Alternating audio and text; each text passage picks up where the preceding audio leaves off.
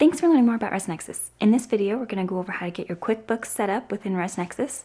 Be aware that ResNexus only supports the desktop version of QuickBooks and not the online version. So this setup can be done by going to Settings and QuickBooks Export. So once you're logged into ResNexus, go to Settings. At the bottom under Advanced Settings, go to QuickBooks Export. Here you want to make sure that all of your account names match the account names you have listed in QuickBooks. These names need to match exactly, so make sure they're all spelled correctly. In the guest name section, they won't actually import the guest name, it will import whatever you have listed here. So in this case, all the entries would be listed as ResNexus guest. You can also include account numbers, but those are optional and those are only for your reference. Under the assets and bank accounts, be sure to list the actual bank account names. Once you fill out all those fields, click Save. The next step is to go into your taxes, so go to Settings. Underneath General Settings, go to Taxes.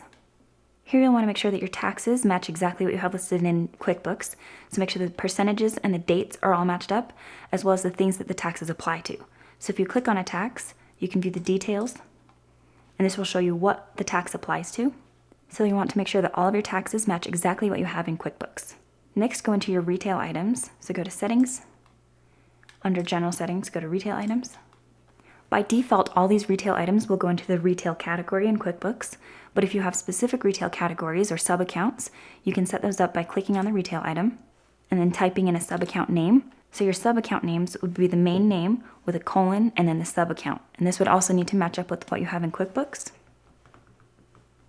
So you could type that into this section here and then click Save. Lastly, you'll want to make sure that your rooms are set up. So if you go to Settings, underneath Lodging Settings, go to Rooms. By default, all of your rooms will go into the same category, but again, if you have sub-accounts that you need them listed in, such as if you have an RV park and campsites, and you want the revenue to go into different revenue accounts, you can set that up by clicking on the unit, and then typing in the QuickBooks sub-account name. And once you've filled that out, click Save. So once you've completed all those steps, you're then ready to do the QuickBooks export. To learn how to do that, view our how-to video on how to do a QuickBooks export.